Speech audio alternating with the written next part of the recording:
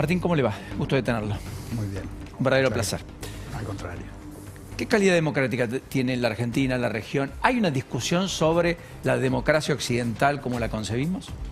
Sí, hay una discusión. En las últimas décadas, la preocupación central de los analistas y muchos actores de la política es lo que se denomina la erosión de la democracia. Esto quiere decir que el peligro que tiene la democracia ya no es el quiebre de golpe, un día salen los tanques a la calle y la democracia se murió, no existe más, sino que se va desgastando de a poco. Una serie de medidas que muchos gobernantes van tomando de a poquito, casi sin darnos cuenta, y eso va lastimando mucho la calidad de la democracia. Es un poco como el colesterol, que parece que no pasa nada porque no hay grandes síntomas o no hay fiebre, pero sin embargo eso va generando en la salud del sistema unas deficiencias que después, a la larga, pueden ser terribles. Ustedes hicieron un planteo de Poder Ciudadano respecto a la causa Andis, ¿era, no es cierto? Exactamente, son querellantes. ¿Esa causa en qué estado está? Ahora seguimos de filosofía, digamos, pero en términos de coyuntura, ¿en qué estado está? Bueno, el juez nos aceptó, Poder Ciudadano, en algunas causas se pide a los jueces presentarse como querellante, como un soporte de la sociedad civil, para ver qué está pasando. No es la única causa en la que Poder Ciudadano es querellante, también lo somos en la del barco Bandido, por ejemplo, la de Insaurralde y en otras. Que ahora están acelerando las pericias. Sí, en este caso en particular. Bueno, no importa, porque los casos son buena hora. Sí, en este caso de la causa Andis, el juez Casanelo aceptó nuestro pedido y bueno, la causa recién está empezando. Ahora, después de los múltiples allanamientos, en algún momento se especuló con que iba a haber medidas. Lo que pasa es que ahora tienen que analizar todos los contratos. Vos pensás para ver si realmente hubo sobreprecios, si se pagó de más. Y si Españolo nunca coimas. fue arrepentido en este caso, nunca habló tampoco. No. Presentó ya a sus abogados. ¿Defensor público tiene o no? Tiene un defensor público. Todo raro, ¿no? Bueno, Martín, ¿en qué puntos llegamos a la elección del domingo? ¿Cuán trascendente crees que es?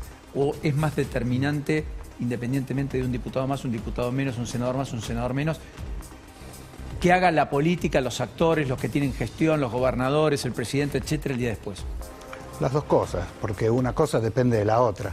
Por supuesto, siempre en una elección es una competencia y siempre hay alguien que gana, actores que ganan y actores que pierden. Eso tiene un valor en sí mismo.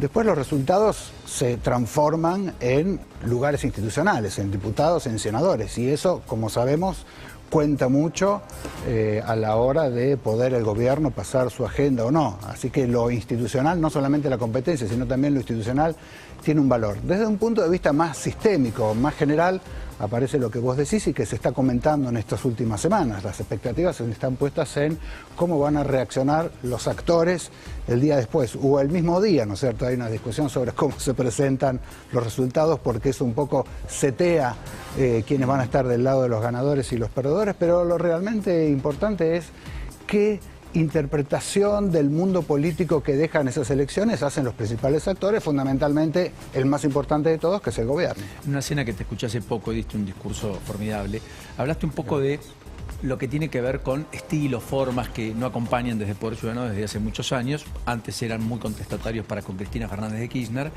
y hoy lo mismo ocurre con aspectos que hacen a el desenvolvimiento del presidente en la función de presidente.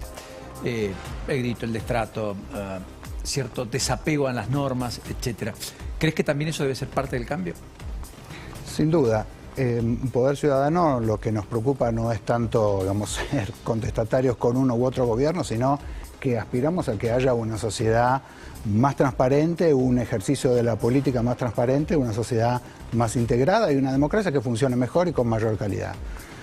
Muchas veces los gobernantes no ayudan a eso y, bueno, o abusan un poco de poder o transgreden ciertas normas o toman decisiones.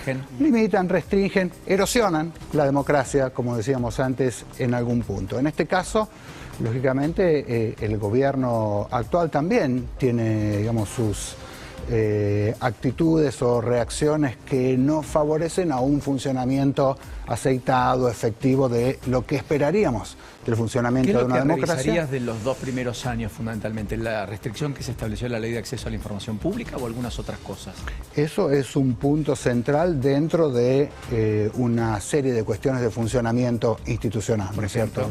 Vos hace un rato mencionabas que en la entrevista anterior la reacción del gobierno frente a una insistencia del Congreso. Bueno, correcto, hay cuestiones que son constitucionalmente claras y sin embargo no se en los primeros 2 años, el nombramiento de jueces por decreto. El nombramiento de jueces por decreto, la restricción por decreto del acceso a la información pública para nosotros es muy importante porque la información pública es la principal herramienta que tienen todas las ciudadanías de todo el mundo a lo largo de la historia para conocer los actos de gobierno y qué es lo que hacen los funcionarios en nuestro nombre y con nuestro dinero.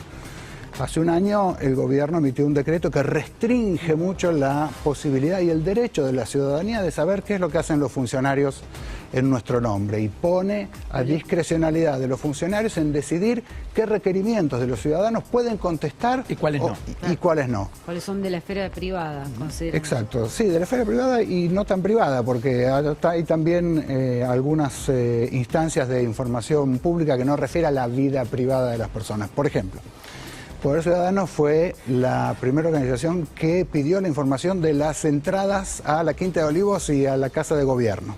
Ahora es mucho más común, pero cuando nosotros hicimos ese pedido por primera vez, y pedimos explícitamente que no queríamos información sobre, por ejemplo, las salidas y las entradas registradas de la hija del presidente Macri o de la esposa del presidente Macri. Nosotros no, eso sabemos de antemano, que no tenemos por qué saber y además por una cuestión de seguridad pública no se tiene por qué saber a qué hora salen.